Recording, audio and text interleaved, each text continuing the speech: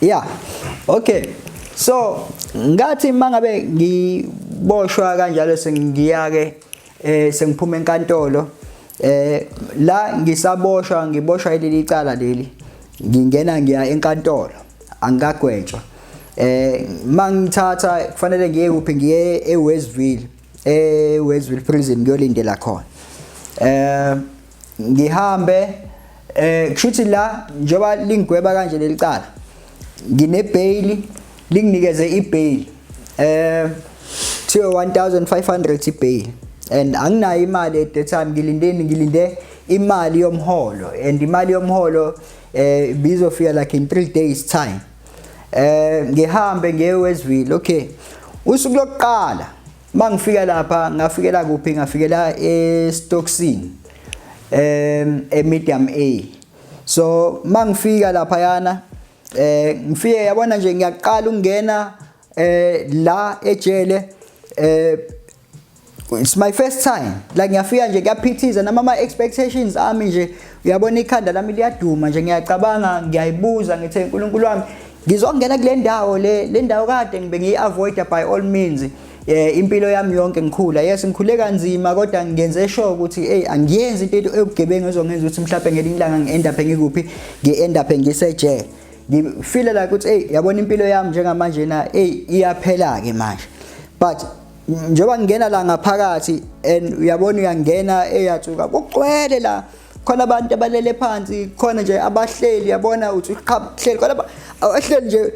ukubuka kanje nje uqhamuka uyaqhamuka nje uyakubheka libona ukuthi hey le ndoda engibuka kanje hey uyabona maligajuke lona ke manje yabo ngizoba senkingeni hayi ngingena ngithi mangingena but ngima ngento eyodwa like enginayo emqondweni ukuthi hey uyabona ma kanjani hayi ngeke ngidlale omunye umfana because into ekhona emqondweni kunalento ukuthi hey ejele vele hleleza umuntu uthi kuyarishwana bayariphana khona so ngithi mina hey ngeke ngivumeke mina ukuthi ngidlale omunye umfana yabo so nje mabe ngifika and ngibizwe omunye athi woza la hayi ngimane ngihlale nje like ngihleli khona because bekunendawo ngathi inqanqamana ngihleli nje isabench yakhiwe ngokhonkolo hayi ngihleli khona eduze kwezinye insizwa hey mathi yabuka labantu ngihleli eduze kwabo ayi babhizi yabona abanye hey umuntu uyayinwaya hey uyeda lo yalibamba ibhlukwe hey aqhofe yabona hey nami sengiyabuka saba ngisho ukusondela ayi athi mangibiza lo athi ngiyakubiza wena nje hayi nami ngibe nokugoloza nje lokuthi ngithi mina hey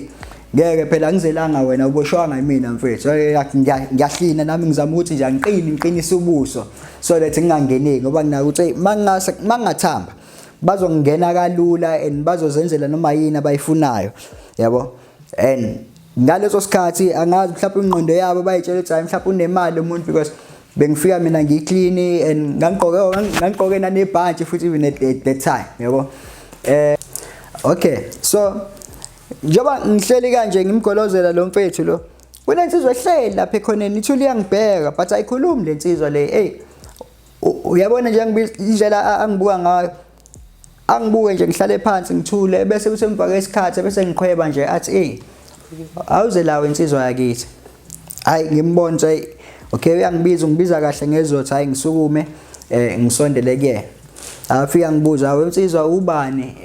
ngimchazela ukuthi hayi ngubani ngwapi hayi ngimchazele ukuthi hayi ngingowaphi uboshwa yini hayi ngichaze athi oh hayi okay so abuzeke ukuthi bane language yakhona ke ekhulunywayo ke lapha na ke nje bezokubuza athi oh hayi ubheke phi usonta phi la ekhaya so usho ukuthi ngokwala ekhaya ikuphi la wena owela khona yabo ngoba phathi kunama 26 nama 28 so wena uwela kuphi so mayezokubuza kanjalo so ulindele impendulo ukuthi umtshele ukuthi wena uwela kuphi so umtshele mina hayi lutho ndawo hayi mina ngisonti la ekhaya yabo ngihambela nje esontweni nje iphathela iBhayibheli ngimtshela sengimtshela manje impilo nje yami athi oh hayi okay hayi khulileka hayi ngihlale phansi hayi futhi angibanga nankinga ngabe nginamanga nje ukukho ukuhlukumezeka mina engakuthola ngoba ayikho into yomuntu engangiyifuna because abanye uthola umuntu azabe nokuhlukumezeka ngenxa ukuthi usuke mhlawumbe efuna lento abasuke bedla ufuna into yomunye umuntu awunayo mhlawumbe ufuna ugwayi naku bayabhema and uqela ugwayi and awukwazi ke tshela ukuthi uthi umfana ucela into komunye umfana yabo. So into eyenza ukuthi abanye abantu bagcine behlukumezeka ke mhlawumbe ngalokho mhlawumbe kugcina kwenzeka izinto abangayithandi. But mina angizange ngahlukumezeka phela into eyengenza nje on the first day ngaba nenkinga yokuthi angikwazanga ukulala ngenxa ukuthi into engangiyibuka la abantu ababelele la phansi shuthi thina bonyuwa nje masifika silaliswa lapha phansi and mind uma ufika la konyuwani kunabantu abasusa basuke emgaqweni bonke labantu ubona nje beyinwa yonke lena balele la phansi imbathwe mhlawumbe isponge lesi bakulele kule isponge lesi sometimes akukho ngisho ublanket ne blanket obizwa ngevaiza lo wefurniture okugoqa ifurniture ngayo makudeliver furniture. So kulala ngalo blanket and uyahlaba nawo and maye bese kuba nalezi zinto futhi lezi kuneimbungulu lezi la and balele khona hey manje nginqamele mina ukuhlala la bengihleli khona kuleli nqanqama ngithatha ibhantshi lami ngimane ngimbathele lona kanje ngoba ngakade ngigqoka ibhantshi so ngimbatha ibhantshi hayi kuse ekseni. So makuthi ekseni into eyenzakalayo ukuthi kuphela ke umuntu la engabona ukuthola ukuhlukumezeka khona ngabona ukuthi hey uyabona kufanele ngivuke ngivuswa mhlawumbe ngo1 ngoba isesitoksini ke lapha ngivuswa ngo1 kuyabanda kuthiwa mina ngihambe ngiyeshawa shithi thina nje shove eshaweni and kuyabanda ngabo 1 ekseni lento ingahlali kahle kumina 1 anginathawula anginalutho but fanele ngingene lapha eshawa okusalayo kodwa khona fanele ngigeze ngamanzi abandayo before kubuye kuzogeza laba ke abafowethu laba abashaya inombolo yabo ngihlale mhlawumbe ngahlala 2 days ngihleli kuyona lendlu and ngifike la khona ngihamba ngiyeke kobaba ngithi kobaba angikwazi ukuhlala la bathi indoda ngithi mina yazi mina ngiyi-security yabo ngaphansi angikwazi ukuhlala nabantu kanje hayi bese beyangimove ke bangithathe bangisa kwenye section inama cage kusema cage yina ngifike lapho ngihlala lapho ke kunabantu abahlala lapho ke kulawo ma cage lawo. So ngiyakhumbula ngafike ngahlala nenye insizwa nje umunye ubaba owayeyinhlalisutha eyiNazaretha ukuthi angisasikhumbula isibongo sakhe lapho kunamaphoyisa abantu abasebenzela uhulumeni laba behleli khona babehleli lapho besaltokile basalinde nabo ukuthi baye kogwetshwa yabo but ukuthi labantu lababanikeza ama date amade. So nami ngafike ngahlala lapho la ngangikhona umuntu bekwazi uthabe ne TV yakhe ayirentela iTV abuya ahlale lapho nayo iTV yakhe at that time ibirentelwa ingibeku 120 ngenyanga ukuthi ube ne TV yakho nje ilandwe le nesigubhe emhlanje ihamba ilandwe ibuye izohlala la kuwena uyibukele. So mangenayo iTV mangenayo imali yokurentela le TV awukwazi ukuthi uyibukele le TV ngoba isuke yomuntu. So ngahlala nalo baba kwayinhlalisuthu hayi wayengenankinga ke na isihlale nje kwabamnandi uthi inhlalisuthu hayi nami ngumKristu kube khona ikhathi makubizwa khona kuthiwa esontweni ngiphume nami ngiyandaza ngibona khona abafethu abathandaza la ngaphakathi hlale noma ngoba sasihlangana le passage sihlangane lapho kukhulekwe kuyiwe ezwini kube khona ufundizwi mhlawumbe kusuke kunomfundisi wangaphandle and then ebese kuyahlukana ngibona hawe kuyakhona. So ngihleli lapha ya estoksini ngihleli ngine bail kodwa angikwazi ukuphuma ngenxa ukuthi imali zami beyibambekile emsebenzini. So futhi ngithuma umfowethu ngithi ngicela aye kongifunela imali yami ngiyamdirector and ngahlala estoksini for 7 days kwayimande ngikwazi ukuthi ngithola imali yokuthi ngikwazi ukuthi ngizobhayila nakhona the day mangabe ngizobhayilwa mayifika umfowethu uzongibhayila like ngilindile ukuhamba angibizwa la kuba no cleaners ke ababizwa ngo cleaners abafowethu abasuke besebenza e-reception besebenza ama-ofisini amaphoyisa. So la bafika bezokhokha amabhayili labafowethu abasiza abazogijima bahambe bayomemeza lo muntu osuke efunakala befuna ukuthola ukuthi ungakho bese bebiza iphoyisa bathi baba nangu ungala ekiphi section. So afika umfowethu kanjalo ayi mina ngitholakala futhi angizwa nane message ukuthi mina ngiyafunakala yabo kanti njengoba lokho emile kuze kube intambama. So uthe mangabe sekuyintambama athi esezohamba bese bizwa umunye umfowethu la athi hawo endoda wena kade ula ukuthi nawe uthula usho lutho mfethu ngithule kanjani yabo athi ithi imali. So kuyimanje umfethu bese ekhipha imali ngoba imali ayiphethe kuyona le mali yami le kade yasemsebenzini ngimthuma ukuthi ahambe yongikhiphela yona kufanele angibhekile bese samse ekhaya wakhipha u100 ngoba wayifuna imali encane but ayingekho imali encane sathi waba u100 noma u50 imali athi wayikhipha wamnikeza yona bese kuyimandi esengiyobiza ntambama nakhona remember kwakade sekuzovalwa kuyimandi ke sengikwazi ukuthi ngiphumeke ngaphuma ke sengiphuma ngebail kanjalo ke sengiya ekhaya ngahlala ngingaphandle ngebail kanjalo beku 2013 mind kufanele ukuthi ngiqedele idiploma yami njengoba ngikade sengifunda ngifundela ukufundisa izifundo zeBhayibheli theology mangibuya ngiyaqhubeka ngiyafunda ukuthi ngawo lo nyaka loyo ngigraduate ebese ke njoba graduate angisekho lapha bengihlala khona la kwenzeke khona icala ngoba sekuthiwa manje kufanele ngibe far away from lapho ngikalelwe so then bese ngikhethe ukusuka ngoba nayo icondition eBhayibheli yami ngathi hayi mina nginayo alternative ngizosuka so ngasuka so ukusuka kwami ngibuyela kaMashu ngiyakhonza nje kuba kuhle but imistake la eyaba khona njengoba ngikhonza ngisebandleni and it is something le engekho proud ngayo because ngiyakhonza ngisebandleni ngiyayewaza amandla neimpact yomthandazo okhona la ekhaya kodwa ngangiba nesibindi sokuthi ngitshela umfundisi ngimtshela amanga like into engangade ngimtshele yona ngangithi njengoba ngiboshiwe ngiboshwe icala elani ele bekade kuyi-assault yabo so wazi umfundisi ukuthi hayi i-assault into encane so akazi ukuthi yini kahle and so njengoba ngiboshwa kanjena okay akafika angagwetshwa ngoba ngingaphandle ngebail ngizofika kuleyo part leyo mase ngigwetshwa so umfundisi wazi ukuthi yena mina ngiboshelwe i-assault wathi kungesiyona i-assault but ngiboshelwe i-rape because nginamahloni kuyena ukuthi uyothi nakhona ukuthi ngihlangana kanjani ngihlala nomuntu wesifazane nokubiza ukuhlala naye ekubeni ubengazi ukuthi but nginaye but angazi ngiyakwenza lo ngithule kube kanjalo ukuthi ngaphandle nje ngebail ngiqhubeke impilo iyaqhubeka ngiyasebenza ngiyayenza yonke into ngiyaqhubeka ngiyayinikela enkonzweni yabona nje ngiyinikele ngidedicate nje ukuthi nje full time ke manje ngiyinikele enkonzweni I remember ukuthi njengoba iqala lenzeka ngo2013 ngithi mfundisi la kwakunendawo uNkulunkulu ayibeka enhlizweni yami kakhulu indawo yangapha eStenga eShaka Scroll because ngeke ngathi ukusebenza khona ngibambe itoho kwenye organization nayo eyibandla and ebinonompilo isiza endaweni so ngabona ukuthi abantu yazi bayagula la indlela bagula ngakhona bagula le ndlela nje futhi bekune poverty ngalendlela because at that time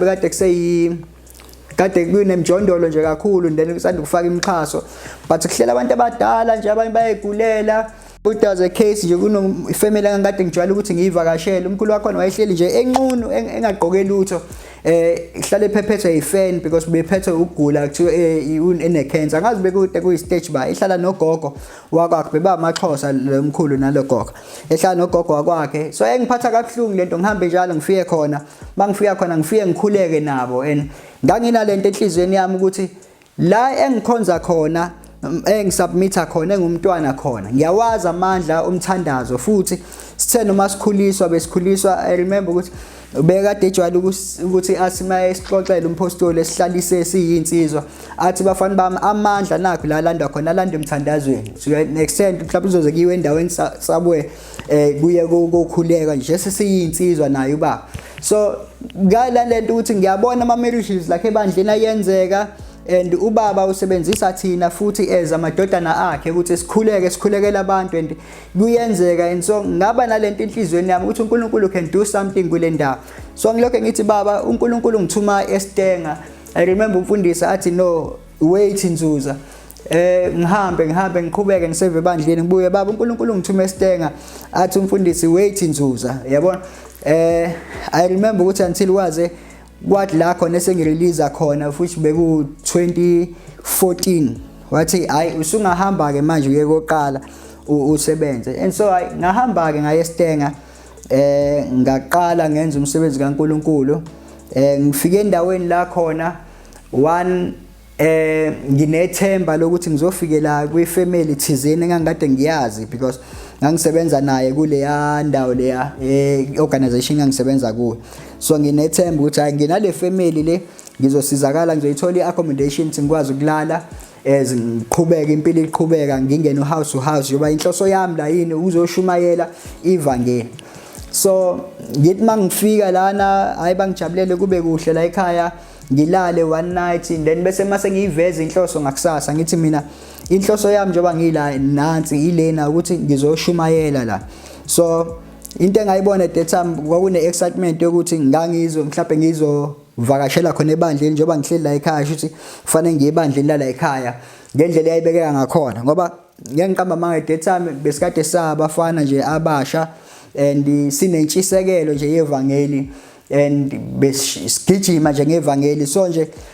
shithi kunanana livavavum nje abantu abasha ukuthi cha bayamthanda uJesu and bashumayela the true gospel. But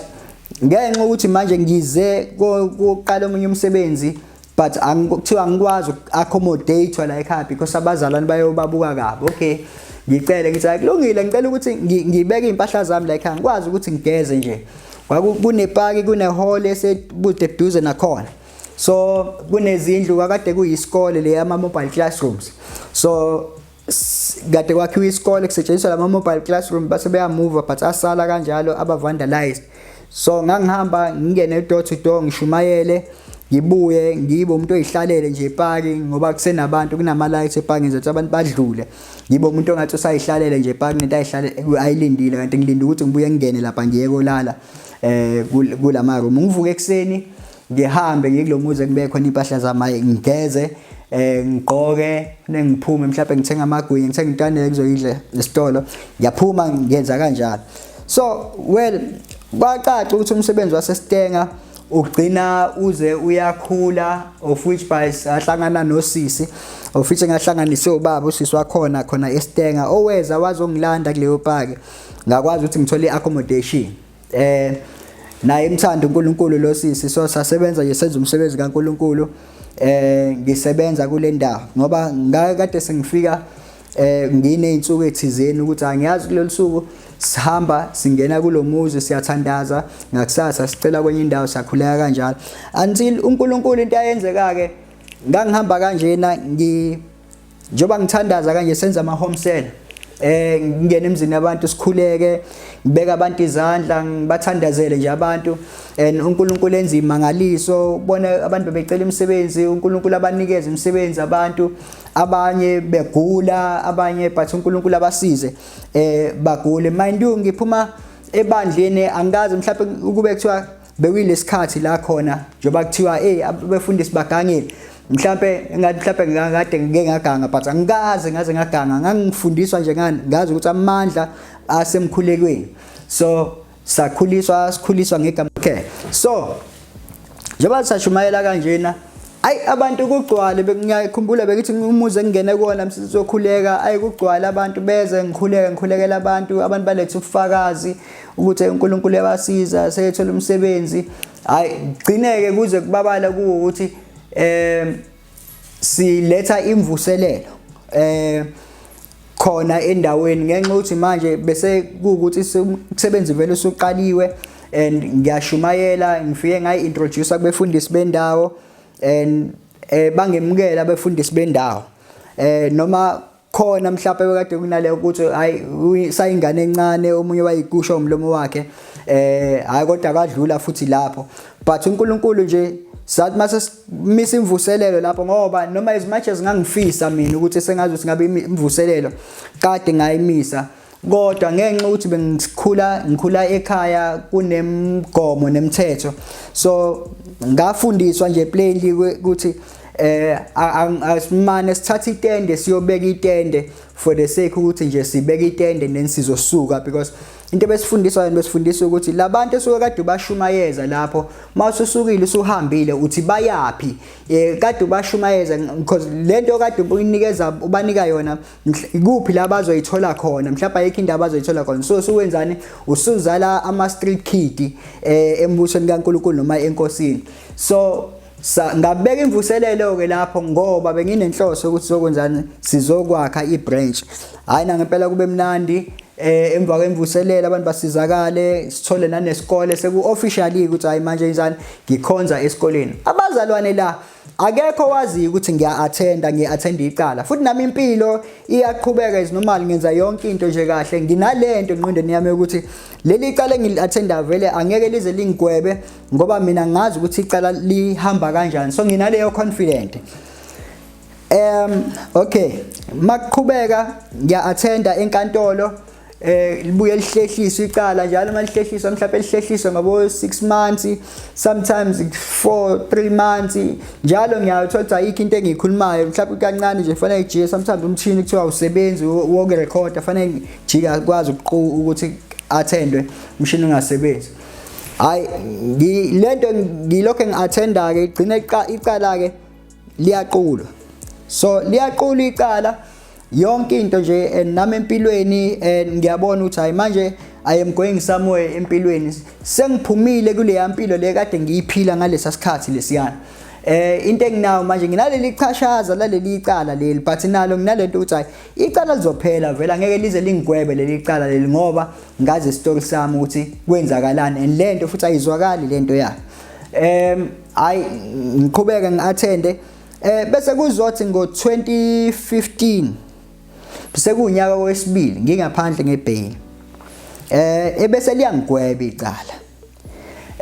Mali ngigweba ngisentenzwe to 20 years imprisonment. Okay, mangisentenzwa kanjena ngisenkantolo like liyaduma ikhanda lami because I remember ukuthi la ngangimi khona ngangimi boxini kwathi mangithi ukuthi ngiyasentenzwa ngifind guilty ngathi ngiyaqalaza around mina ukuthi ngingaphuma kanjani la, ngithi ngiyabuka kunamaphoyisa amabili enkantolo ngaphakathi. Ngiyacabanga ukuphuma ngibaleke but kunento ethi kumina mangabe ngibaleka ngizobanjwa lana niseqeda umnyaka, yabo. Hayi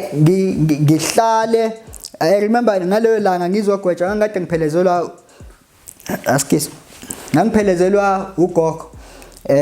ugogo ngasekho njengamanje mangizogwetshwa. So ugogo ngiyambona uhleli lapha emabhentshini uyangibuka, ngimbiza ugogo ngikhiphe i-wallet ngimnikeza i-wallet amafoni yonke into ngimnikeza ugogo and ngihambe ngimgodini. Kuba ukuthi sengiyagwetshwa ke ngihambe sengiyakuphi sengiye Westville. Right, mangifika ke eWestville ngifika eZunyuwan phela nje ufika mawufika ke eWestville uzongena ereception, so fanele ukuthi uginqe yonke lento. Yabona uthukile nje nawe unalento ukuthi noma amaphoyisa ekubiza bakufaka leyo fee nje ukuthi awusabe awungabi comfortable. Yena siboshwa woza umani ubona lo muntu ongibiza kanjena andisejele ubone nje ukuthi uyabona usenkingeni, so ikhanda nje liyaduma uPeter, yabo. Yeah, so nje njengoba ngifika kanjalo ke nami ngifika bese ngibuya ke ebese ngizocacisa kahle ukuthi njengoba ke ngiqala kanjena sengingena ke manje sengingena esigwebeni ke manje ukuthi kwenzakalani ihamba kanjani impilo mangabe ngifika lapha ngaphakathi esigwebeni.